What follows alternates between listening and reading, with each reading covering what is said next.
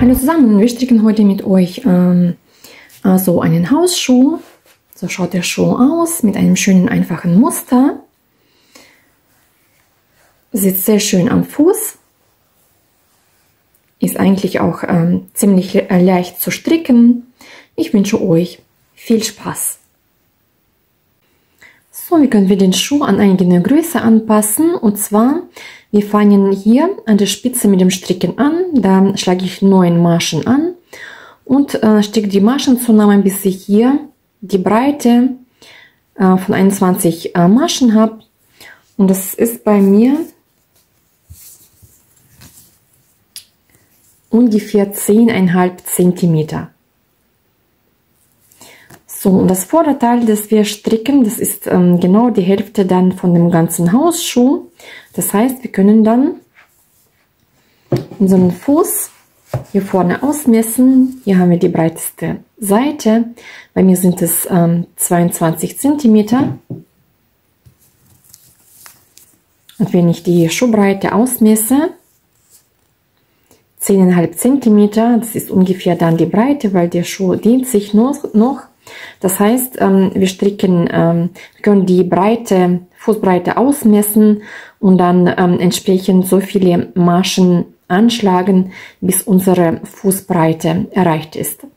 Das heißt, wenn man breiteren Schuh stricken möchte, dann noch ein paar Maschen dazu stricken und entsprechend die Breite dann anpassen, schmaler oder breiter stricken. Also man kann hier mehr oder weniger Maschen dann zunehmen. Also von 9 bis auf 21 oder 23, 25 und so weiter. So. Dann stricken wir dieses Vorderstück bis zum Ausschnitt. Da ist bei mir die Länge dann 11 cm. Da kann man natürlich auch die Länge anpassen. Also für Größe 38 habe ich jetzt. 37, 38 ist bei mir die Schuhlänge ungefähr 24 cm. Man kann den Fuß auch ausmessen von der Länge. Einfach hier eigenen Fuß bis zur Ferse ausmessen. Und die Länge dann entsprechend anpassen. Also ich habe jetzt bei 38 dieses Vorderstück 11 cm gestrickt und der Ausschnitt ist dann ungefähr 13 cm. Das heißt, ich habe hier 2 cm länger als das Vorderteil. Dieses Vorderteil. Und so kann man dann die Linie hier entsprechend anpassen.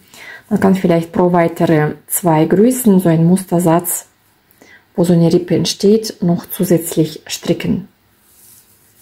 Und die Linie hier kann man auch individuell stricken und wir stricken bis zur hinteren Mitte. Da kann man natürlich auch schon anprobieren und schauen, ob es mehr oder weniger von der Linie passt. So können wir den Schuh anpassen. Genau. Und dann fangen wir einfach an mit dem Stricken. Für den Hausschuh schlage ich 9 Maschen an.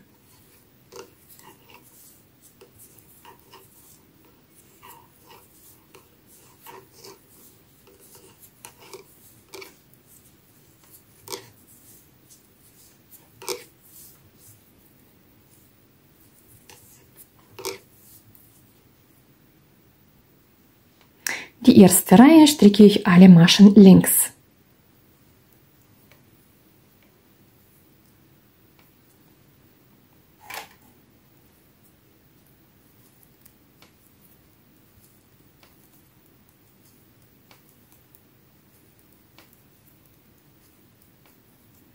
Die Randmasche stricke ich immer rechts.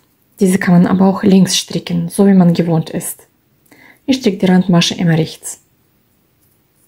So, jetzt wende ich. So, die Randmasche hebe ich jetzt ab. Und zwar der Faden ist vor der Arbeit, weil ich die Randmasche immer rechts stricke. So, jetzt arbeite ich die Maschenzunahme. Ich habe hier den Faden. Ich drehe den Faden so um und lege den Faden auf die Nadel und auf diese Weise habe ich eine Masche zugenommen. Jetzt stricken wir das Muster. Aus einer Masche stricke ich jetzt 3 Maschen. Also ein Stich Faden holen, jetzt einen Umschlag, ein Stich nochmal in dieselbe Masche, Faden holen. Jetzt habe ich 3 Maschen oder 3 Schlingen, hebe ich ab. Die nächste rechte Masche stiche ich ein, hebe einfach ab, Faden hinter der Arbeit. Und das Ganze wiederholen wir jetzt. Aus einer Masche stricke ich 3, abheben und die nächste Masche hebe ich ab, Faden hinter der Arbeit. Und nochmal eine Schlinge, einen Umschlag und nochmal eine Schlinge. Abheben und eine Masche abheben. Und das Ganze nochmal wiederholen. Aus einer 3. Und jetzt mache ich wieder eine Maschenzunahme. Also hier der Faden, so einmal wenden, auf die Nadel werfen. Und die letzte Masche stricke ich rechts. Jetzt wenden wir alles. So, jetzt stricken wir die nächste Reihe. Die Randmasche hebe ich ab, Faden vor der Arbeit. So, jetzt haben wir hier eine Masche, die wir zugenommen haben. Die stricke ich rechts.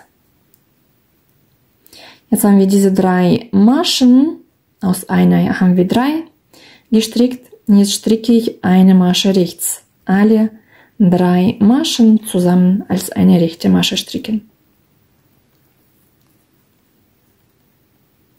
Die nächste Masche, die haben wir vorhin abgenommen, nehmen wir genauso ab, Faden hinter der Arbeit. Dann haben wir wieder 3 Maschen,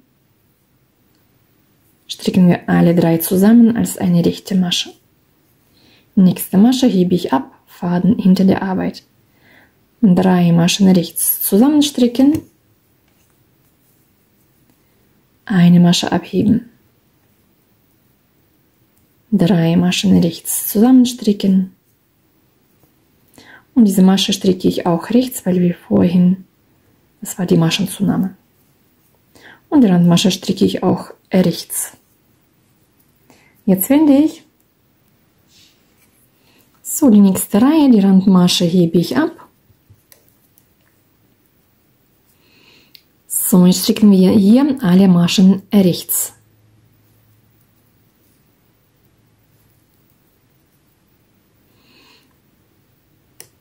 Also und zwar, je nachdem wie die Maschen gewendet sind, also ich stricke hier keine verkreuzten Maschen. So hier stricke ich zum Beispiel hier und die Masche kann man von vorne stricken. Wichtig ist, dass die Maschen sich nicht verkreuzen. Also einmal von vorne und einmal von hinten.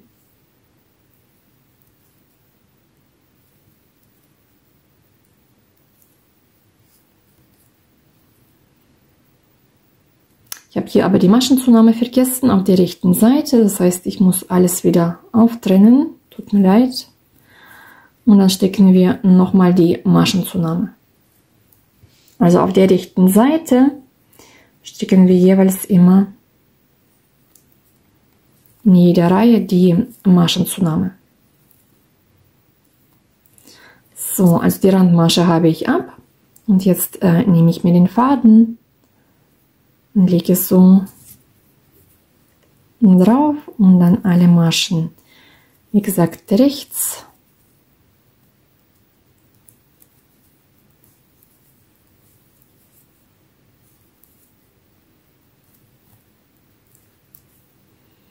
Und am Ende der Reihe stricken wir auch die Maschenzunahme.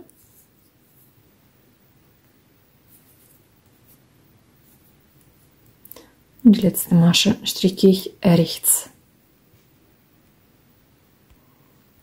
In die nächste Reihe stricke ich alle Maschen links. Die Randmasche hebe ich ab und stricke ich alle Maschen links. Sowohl die zugenommene als auch alle weiteren.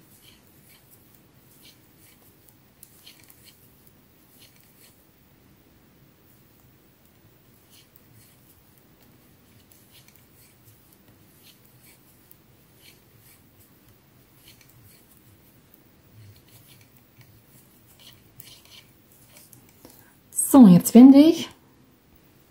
Jetzt sind wir wieder auf der rechten Seite, das heißt, wir stricken auch die Maschenzunahme. Also die Randmasche hebe ich ab, mache erstmal eine Maschenzunahme.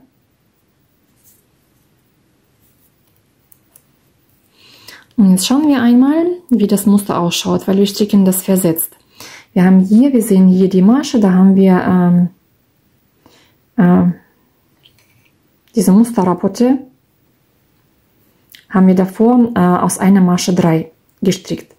Das heißt, ich stricke das jetzt versetzt, und zwar, ich stricke jetzt bei der Masche aus einer 3. Deswegen hebe ich diese Masche ab davor und stricke hier aus einer Masche 3.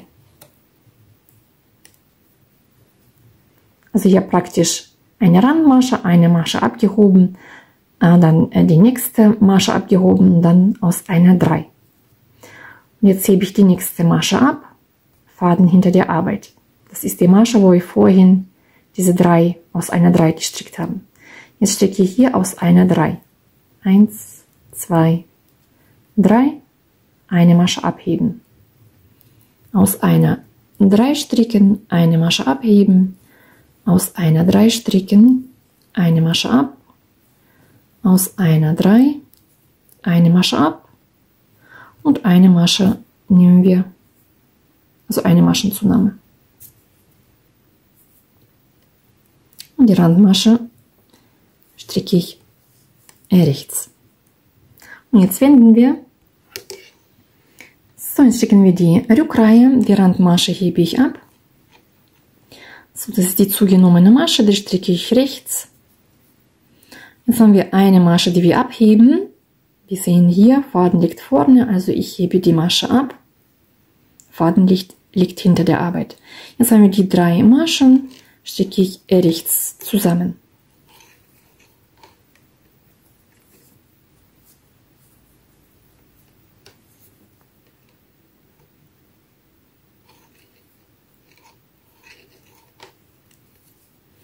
Die nächste Masche hebe ich ab. 3 Maschen rechts zusammen. Die nächste hebe ich ab. Und so stricken wir, bis wir am Ende der Reihe ankommen.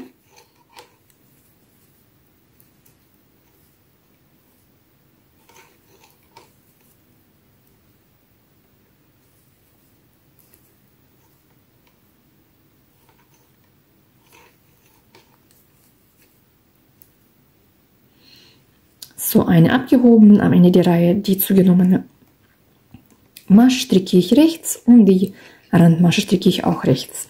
Jetzt wende ich. So, dann stricken wir alle Maschen rechts. Die Randmasche hebe ich ab.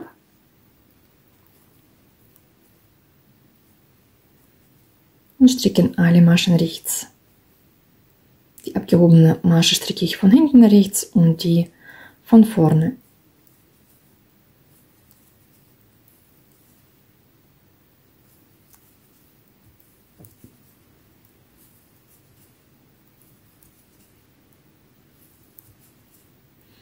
Die Randmasche stricke ich auch rechts. So, jetzt habe ich gewendet und die Rückreihe stricke ich alle Maschen links. Jetzt habe ich vorhin auch wiederum die Maschenzunahme vergessen. Also wie gesagt, wir stricken hier alle Maschen links. Auch die zugenommenen Maschen stricke ich auch links.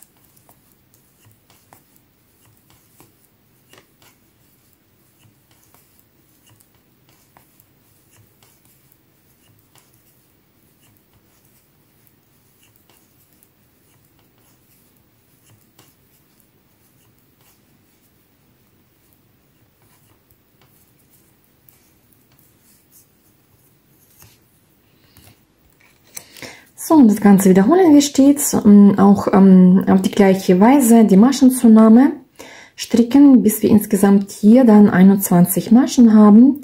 Also ich muss noch ein paar Mal die Maschenzunahme stricken. Man kann mehr oder weniger Maschen zunehmen, je nachdem wie breit der Schuh sein sollte. Ich habe jetzt hier die Breite ungefähr so 11 cm. Wenn man mehr Breite braucht, kann man noch weitere Maschen zunehmen. Ich nehme das nochmal ab. Ich Ich glaube, dann wird es weniger sein. Mal gucken. Ja, schon ungefähr 10 bis 11 cm. Das ist dann auch die Hälfte von der Gesamtbreite ungefähr.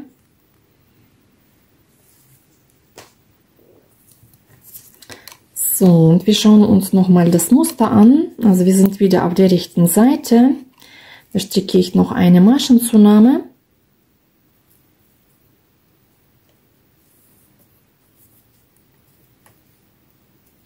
So, und jetzt schaue ich das Muster. Also hier haben wir aus einer 3 gestrickt vorhin.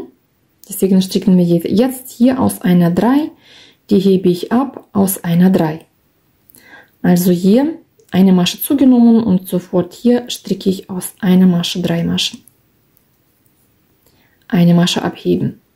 Aus einer Masche 3. Eine abheben. Aus einer Masche 3 und so weiter.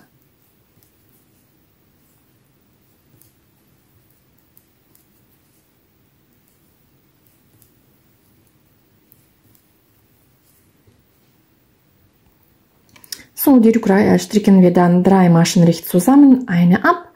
Dann stricken wir die auf der rechten Seite alle Maschen rechts, auf der linken Seite dann alle Maschen links. Also Musterrapport 4 Reihen wiederholen wir stets. Und wie ich schon sagte, also ich mache so noch ein paar Mal Maschenzunahme, bis ich insgesamt dann 21 Maschen habe. So, ich habe jetzt insgesamt 21 Maschen und jetzt stricke ich ohne Maschenzunahme einfach das Muster weiter.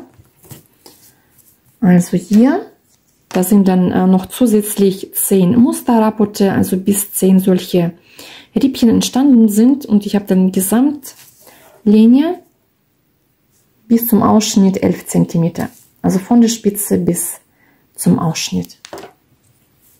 Nach Bedarf bei größeren Größen dann noch ein paar Musterrapporte dazu stricken. So, ich habe jetzt soweit gestrickt. Also ich habe jetzt insgesamt 13 solche Rippen. Und die Linie habe ich jetzt hier 11 cm. Wie gesagt, die Linie kann man dann individuell anpassen. So, jetzt mache ich Folgendes. Jetzt haben wir hier 21 Maschen. Jetzt teile ich die Maschen so auf, dass ich auf einer Seite zum Beispiel 10 Maschen habe, auf der anderen Seite 11. Und ich passe dann die Maschenanzahl so an, dass ich auf jeder Seite dann insgesamt 12 Maschen habe. Das heißt, auf einer Seite nehme ich dann 2 Maschen noch auf und auf der anderen Seite, wo wir dann 11 Maschen haben, nehme ich nur eine Masche auf. Also ich habe jetzt die letzte Reihe, habe ich die linken Maschen gestrickt und hier stricken wir jetzt praktisch wieder das Muster. Also die Randmasche hebe ich ab und dann nehme ich eine Masche zu.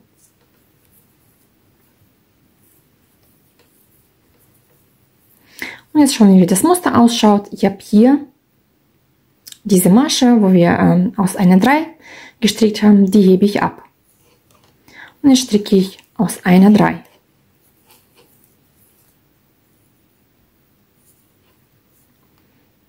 Eine abheben, aus einer Masche 3 stricken. Eine abheben, aus einer Masche 3 stricken. Eine abheben.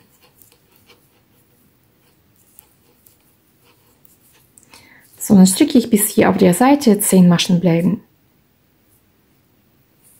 Habe ich noch 2 Maschen, eine abheben und dann ist die Masche praktisch als Randmasche, die stricke ich rechts. Das heißt, wir stricken jetzt die Seiten. So, das sind die beiden Seiten, die wir dann beide getrennt stricken. So, jetzt wende ich das Ganze. Und jetzt stricke ich alles ganz normal nach Muster. Also ich habe hier eine abgehobene, die hebe ich wieder ab und dann 3 Maschen rechts zusammen. Eine Masche ab, 3 Maschen rechts zusammen. Und so weiter.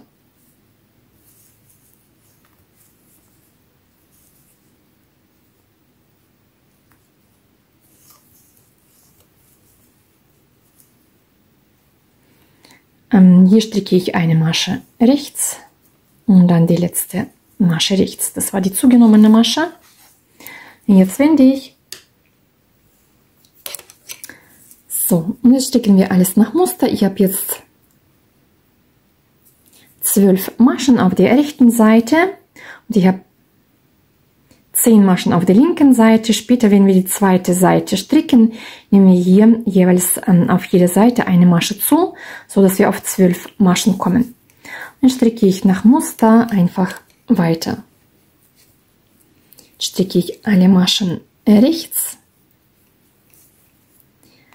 Dann die Rückreihe stricke ich alle Maschen links.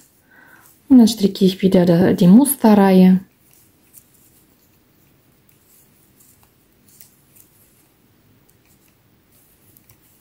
So.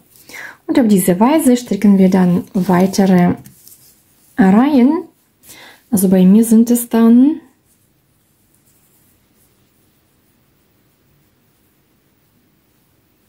so ca. 12, 13 Musterreihen, also diese Rippen oder Musterrapporte. Genau, da kann man natürlich die Linie auch individuell anpassen. Erst stricken wir die rechte Seite und dann auf die gleiche Weise stricken wir auch die linke Seite. Also ich habe jetzt beide Seiten gestrickt, so schaut es aus, und ich habe insgesamt hier 13 solche Rippenreihen. So, jetzt mache ich Folgendes. Also hier können wir die Maschen so abmaschen. Und zwar, ich mache das so, dass mein Faden anschließend auf der Seite ankommt, also nicht zur Mitte hin, sondern nach außen. Also auf der Seite habe ich dann noch alle Maschen rechts gestrickt und auf der linken Seite die Maschen abgemascht, und hier mache ich das, weil ich in die Richtung mich bewege, jetzt bei der Reihe, wo ich die rechten Maschen stricke. Also jetzt kette ich einfach alles ab.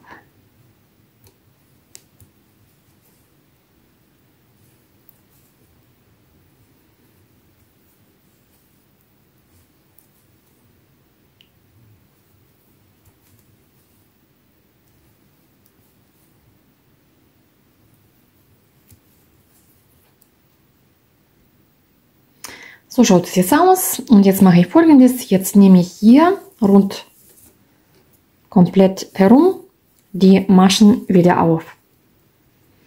Also wir haben hier jeweils immer diese 2 Schlingen, da stiche ich ein und hole mir eine Masche. Da gehe ich jetzt nicht rein, weil ich hier bereits eine Masche habe, sondern gehe ich hier rein und nehme mir eine Masche auf. Und so bei weiteren 2 Schlingen einfach einstechen und die Maschen aufnehmen.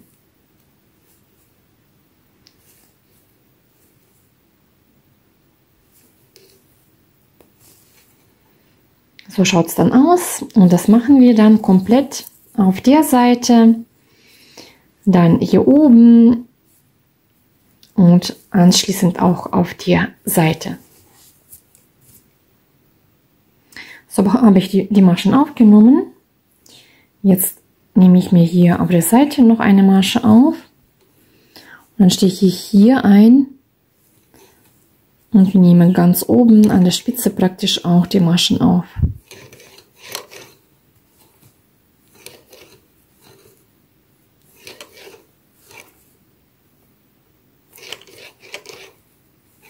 So, ich habe jetzt hier oben 6 Maschen, und jetzt nehme ich wieder hier auf der Seite, wo die Schlingen sind, die Maschen auf.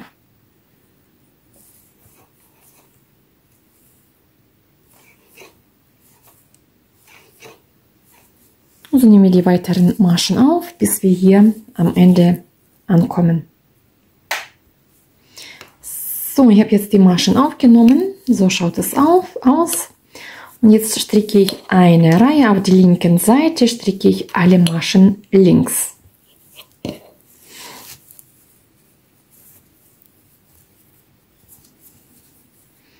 Also die Randmasche hebe ich ab und jetzt stricke ich alle Maschen links.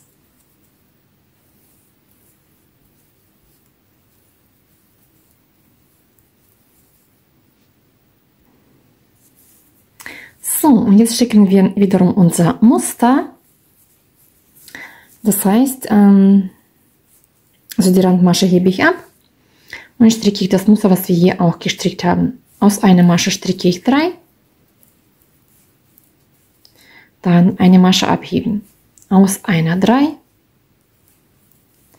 eine Masche abheben und so weiter. Und auf diese Weise stricken wir dann diese 2 Musterrapporte, also diese 2 Rippen.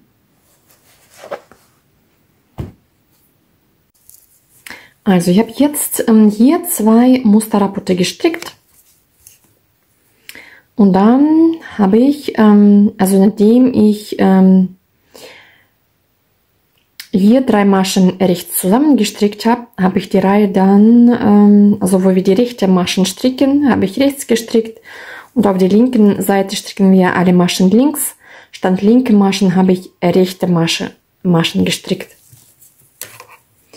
So, dann habe ich Folgendes gemacht. Ich habe mir die Maschen aufgeteilt, so dass ich hier in der Mitte 10 Maschen habe für die Sohle und auf den Seiten die gleiche Maschenanzahl. So, jetzt fange ich hier an und stricke erstmal alle Maschen rechts, bis wir eigentlich bei der zweiten Markierung ankommen. Also einfach alle Maschen rechts stricken. Also ich bin jetzt bei dem zweiten Markierer. Und zwar ist es so, also ich habe jetzt hier meine 10. Masche und das wäre die 11. Masche. Jetzt habe ich die Maschen umgedreht. So, jetzt stricke ich die 10. und die 11. Masche. Dazwischen war der Markierer. Stricke ich rechts zusammen und zwar ich stricke es von hinten. Jetzt wende ich. So, die Randmasche hebe ich jetzt ab, Faden vor der Arbeit. Jetzt stricke ich alle weiteren Maschen rechts.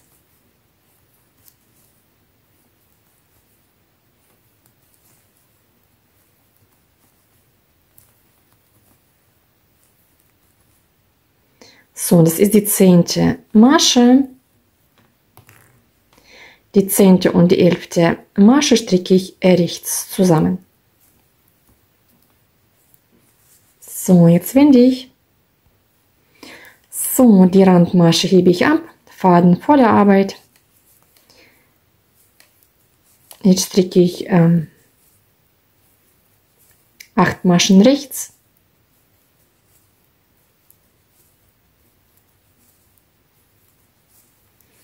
So, das wäre praktisch die 10. und die 11. Maschen. Man sieht hier die Maschen auch wegen dem Abstand. Und da stricke ich 2 Maschen rechts zusammen. Und auf diese Weise stricken wir dann weiter. Also ich wende jetzt. Also auf die gleiche Weise, die Randmasche hebe ich ab. Jetzt stricke ich 8 Maschen rechts.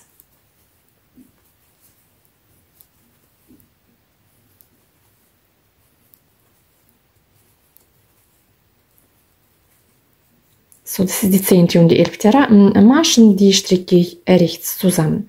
Also am Ende der Reihe, also hier von diesen 10 Maschen, stricke ich die 10. und die 11. Maschen immer zusammen. Und am Anfang nehme ich dann die Masche einfach ab. Und auf diese Weise stricken wir, bis wir hier am Ende, bis bei uns circa 5 Maschen übrig bleiben. So entsteht dann die Sohle. Also wir stricken praktisch nur diese mittleren 10 Maschen und dadurch entsteht diese Sohle. Bis sie praktisch am Ende, wir nehmen alle Maschen ab und da sollten 5 Maschen übrig bleiben. Also ich habe jetzt soweit gestrickt. Also ich habe bei mir auf den Nadeln, also in die Mitte 10 Maschen und auf den Seiten, also 5 bis 4 Maschen, das ist die Hälfte von der Sohle. Also wir haben 10 Maschen, 5 Maschen kann man hier auf der Seite lassen. Wenn man breitere Sohle hat, zum Beispiel 14 Maschen, dann 7 Maschen und so weiter. So, jetzt machen wir die Maschenabnahme für die Ferse.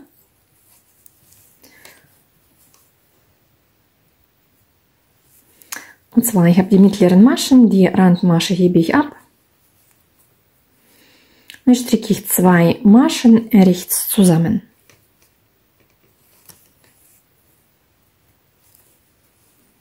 Jetzt stricke ich weitere Maschen rechts.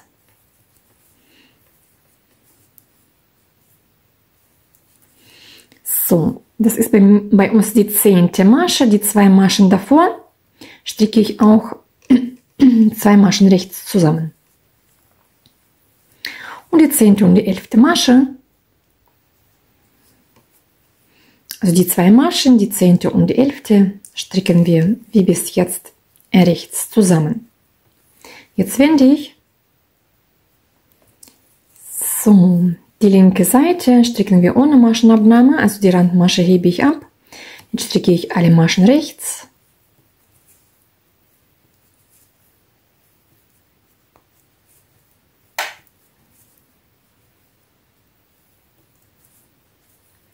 Und die 10. und die 11. Maschen stricken wir auch wiederum zusammen. Jetzt wende ich. Und auf der rechten Seite, da stricken wir wieder die Maschenabnahme für die Ferse. Also die Randmasche hebe ich ab. Die ersten 2 Maschen stricke ich rechts zusammen.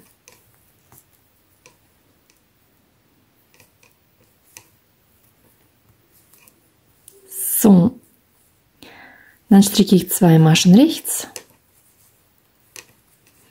Die nächsten 2 Maschen, wir haben hier, das ist die 10. Masche. Davor 2 Maschen stricke ich 2 zusammen. Und praktisch die 10. und die 11. Masche stricken wir auch wie bis jetzt zusammen.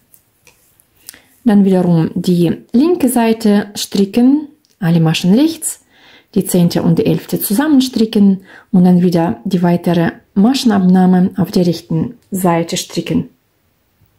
Also ich habe dann praktisch noch eine Maschenabnahme gestrickt. Bei mir sind jetzt in die Mitte,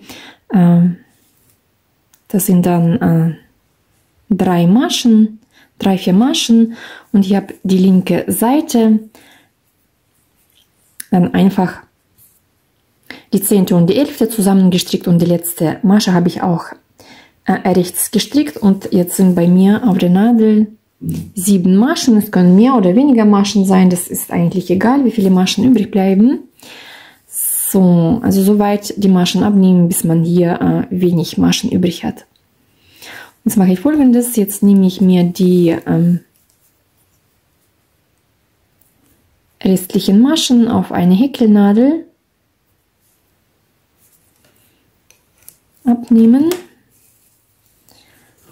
So, jetzt ziehe ich diesen Faden durch alle durch. Jetzt ziehe ich durch diese Schlinge auch die Wolle durch. So zusammenziehen.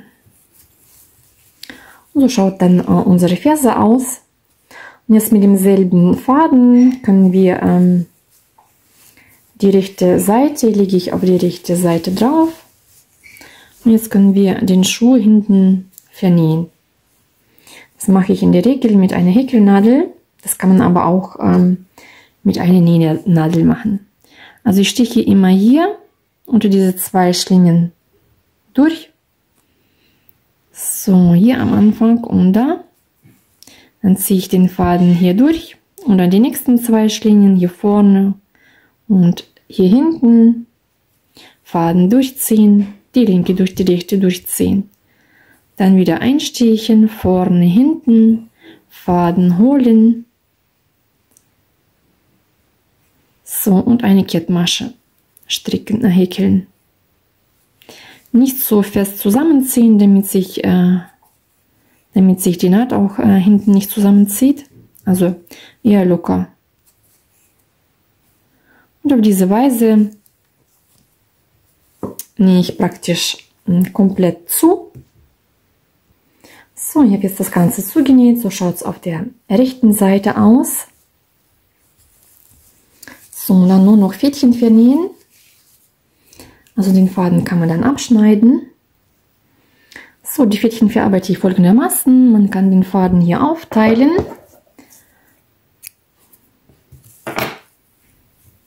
In 2 Teile. Dann stiche ich hier einmal hier irgendwo durch. Ich ziehe eine Seite hier durch. Jetzt können wir den Faden verknoten. So, jetzt ziehe ich hier ein paar Mal hier durch. Irgendwo einstechen einfach, wo wir vernäht haben. So, und jetzt schneide ich den Faden ab. So, und alle weiteren Fädchen auf die gleiche Weise verarbeiten. So, und so schaut der Schuh aus. Also ich wünsche euch viel Spaß beim Stricken. Macht mit, probiert aus, abonniert meinen Kanal. Schreibt mir auch eure Kommentare, würde mich auch sehr freuen. Und bis zum nächsten Mal.